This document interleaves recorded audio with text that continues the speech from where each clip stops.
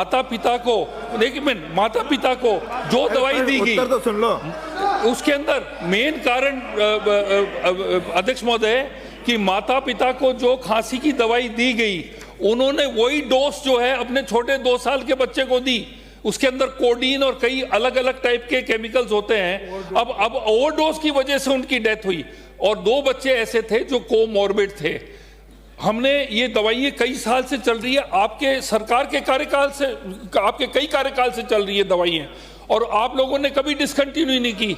वही दवाइयाँ आज भी चल रही हैं और कोई भी डेथ दवाई की वजह से नहीं हुई है। डेथ जो हुई है वो ओवरडोसेज की वजह से हुई है और कोमॉर्बिडिटी की वजह से हुई है। आप चाहेंगे तो मैं आपको उसकी पूरी डिटेल रिपोर्ट मैं माननीय सदस्य को दे दूंगा। देख जी, माननीय हो गए। ये जो दवाई जो है माननीय मंत्री जी खुद मान रहे हैं कि ओवरडोज से हुई है।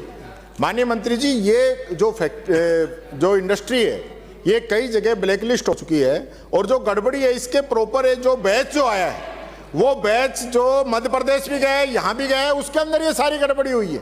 तो ये कहना कि भी पहले से चलती आ रही है, कोई दवाई पुराने समय में हो सकता है सही स्थिति हो, आज उसकी स्थिति सही नहीं हो। महोदय, हमारे कोई भी डॉक्टर के प्रिस्क्रिप्शन से दवाई नहीं दी गई है। अगर हमारे डॉक्टर के प्रिस्क्रिप्शन से कोई दवाई दी गई होती है, उससे डेथ होती है, तो उसके अंदर डॉक्टर और जो सरकार उसके अंदर बाध्य बनती है।